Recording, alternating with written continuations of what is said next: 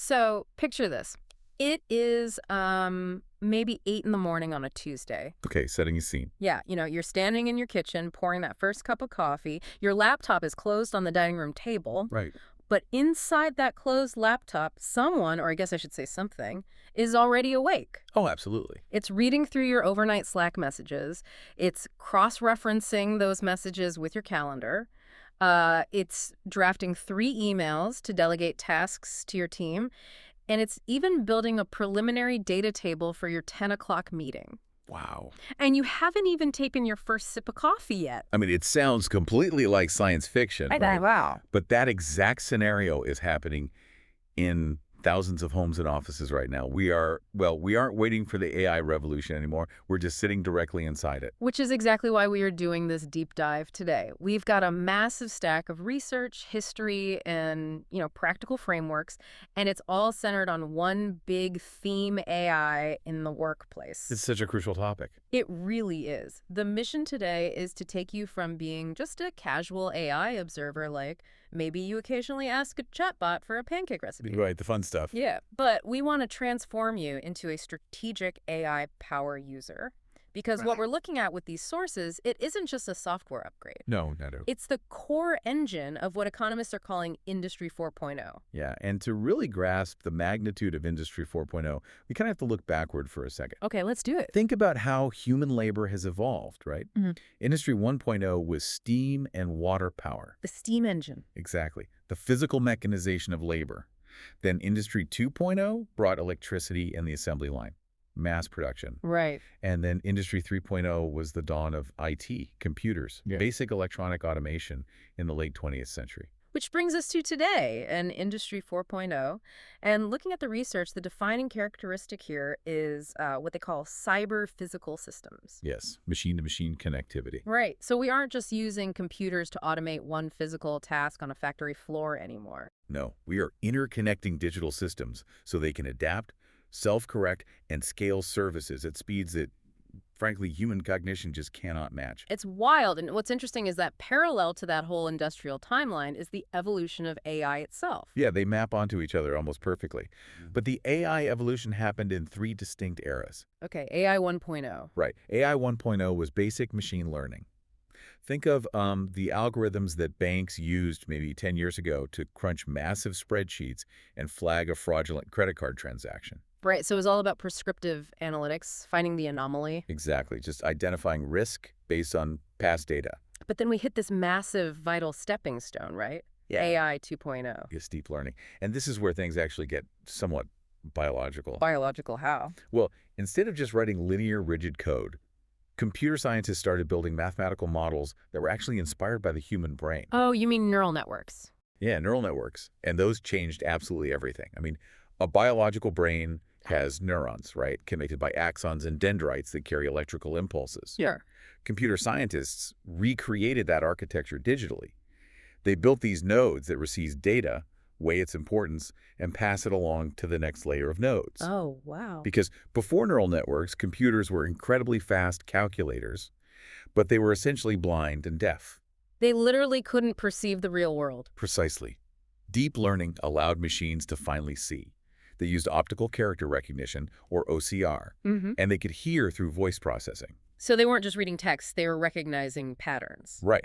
A neural network could look at a million pictures of a stop sign and mathematically map out what a stop sign inherently looks like. Which is how we got facial recognition on our phones. Exactly. And Yeah. the ability to just speak to a machine using natural language. And that sensory capability is what unlocked the era we live in today. AI 3.0. Yes, the age of generative AI. Now, obviously, we all know the big names in generative AI right now, but I think we really need to set a baseline for how smart these systems actually are. We do. Because it is so easy to anthropomorphize a chatbot when it speaks too politely, you know? Oh, we do it all the time.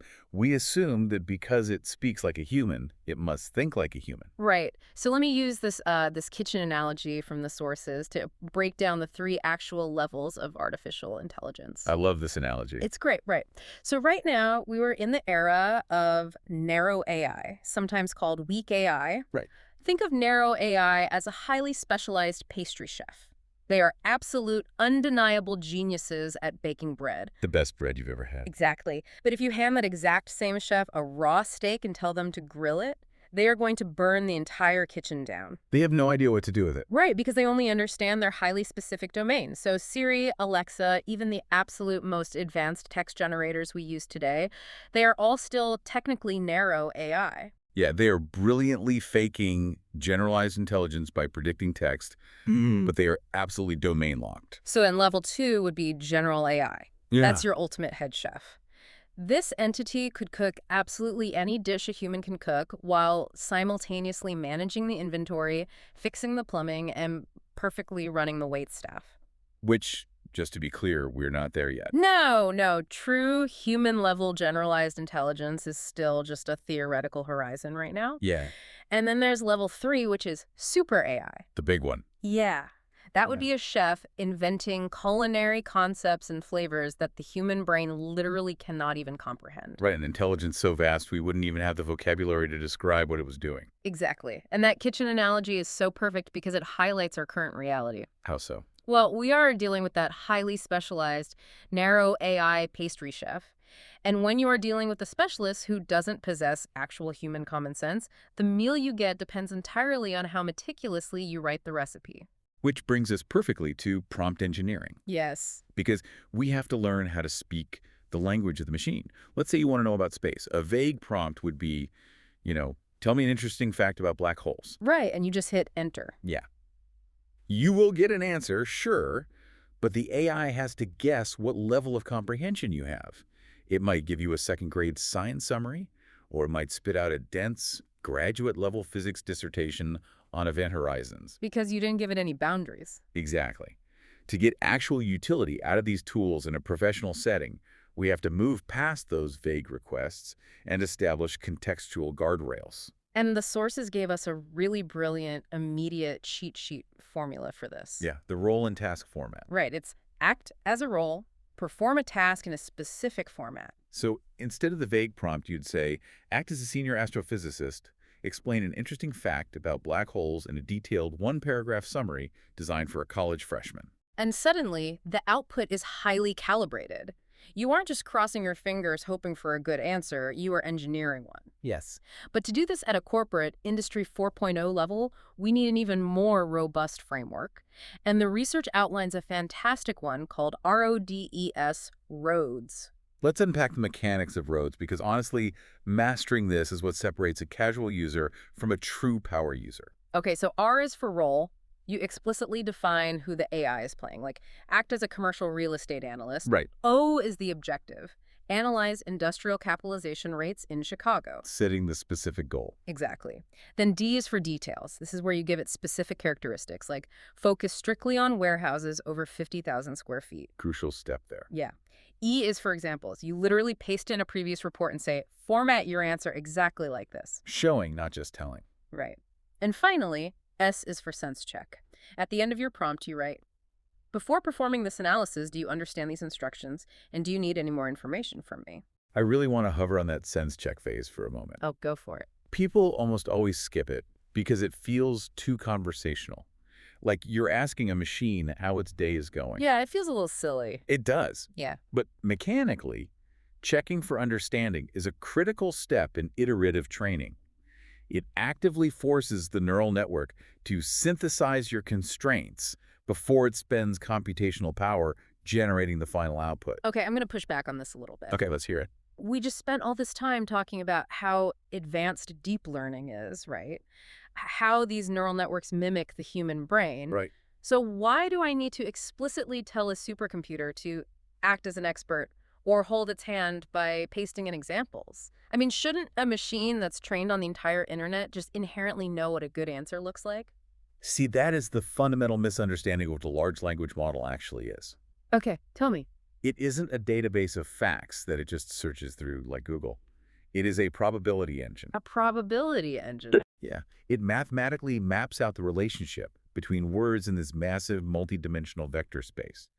So when you open a fresh chat window, you are basically staring at an infinite canvas of statistical possibilities. Wait, so it's basically just a highly advanced autocomplete? On steroids, yes. Absolutely. Oh, wow. So without a role or examples, the AI defaults to the most average, generic mathematical probability in its entire model. Because it's just trying to predict the most likely next word. Exactly. By telling it to act as a senior real estate analyst, you're not holding its hand. You are actively restricting its vector space. Oh, I see. You are forcing it to narrow its mathematical focus exclusively to the subset of its training data that actually sounds like a financial professional. Yeah. You are handing it a very precise map before it starts driving. Okay, that makes complete sense. I'm locking it into the right neighborhood so it doesn't just wander off into random Wikipedia trivia. Precisely. And knowing how to engineer that prompt mapping, that vector space, is the foundational skill for the next massive leap in workplace technology. Yes, it is. Because what happens when we stop asking the AI for, paragraphs of text and start asking it to carry out multi-step actions across our actual computer? Well, then we graduate from chatbots to AI agents. Right. This is the autonomous coworker from your coffee scenario at the start. Exactly. And when we talk about AI agents in the sources, we're talking about autonomous systems that can perceive their digital environment, pick up software tools, and take physical actions, like clicking buttons or sending data to achieve a specific goal. And the landscape of these agents is expanding incredibly rapidly right now. What kinds are we seeing? Well, you have browser-based agents that live in Chrome or Edge Mm. and automate your web tasks. Okay. You have app-based agents operating quietly in the background of your desktop. And you have integrated agents, the ones embedded directly into platforms like Notion or Salesforce. Right, they're everywhere. Yeah. And furthermore, you have rule-based agents, which basically follow a strict if this, then that logic. Very rigid. Very. But compare that to learning-based agents. Hmm. A learning-based agent actually uses an AI model to predict the next best action to take if it runs into an obstacle. That's a huge difference. Let's look at how this physically works using a tool from the deep dive, agentx.so. Great example. So this is a task delegation agent. You could essentially tell it, review my new Slack messages, pull out any project deadlines, create a summary table in a Notion document, and then draft Gmails to the team assigning those tasks. Yeah. And it just chains those actions together autonomously. But my question is how? How does a separate AI actually get in and read my private Slack? It uses APIs, application programming interfaces. Okay, what are those? Think of APIs as digital handshake agreements between different software platforms. Handshakes. Right. Walled gardens like Slack, Notion, and Google have specific doors they allow external developers to use. An agent like agentx.so writes the necessary code on the fly to walk to the Slack door, grab your text data, carry it over to the Notion door, format it, and then walk over to the Gmail door to draft the messages. So it's basically acting as a digital courier running between all your apps. Exactly. But then you have agents like Harpa AI, which is a web-based agent. How is that different? Well, sometimes a website doesn't have a convenient API door for the courier to use. So Harpa AI actually controls your browser directly. Wait, really? Yeah. It uses DOM manipulation, that's document object model manipulation, Mm-hmm. to act exactly like a phantom human user. Oh, wow. It can navigate to a competitor's website, read the screen, scrape their pricing data, and even fill out forms without you ever touching your mouse. The shift in utility here is just staggering. I mean, having an AI help you write a polite email is nice, right? It saves you 10 minutes. Sure. But deploying an autonomous learning agent to handle cross-platform data scraping and workflow management, you are no longer performing the task yourself. No, you're not. You are managing a digital entity that performs the task. You transition from being an employee to being a manager of digital labor. Let's apply this to some heavy administrative work, right? The sources mention you can deploy an agent into Excel to analyze massive data sets. You have it build summary tables, calculate statistical variance, run counting functions. Yeah, the heavy lifting. You can even have it generate complex compliance checklists. For example, you could ask it to audit your company's data practices against the PDPA, the Personal Data Protection Act, which governs consumer privacy. Right. Or you could benchmark your server architecture against the CSA, the Cloud Security Alliance standards. But if you do that, you immediately run into the million-dollar question of Industry 4.0. Which is trust. Exactly. Because if I have a phantom agent surfing the web, categorizing vulnerabilities, and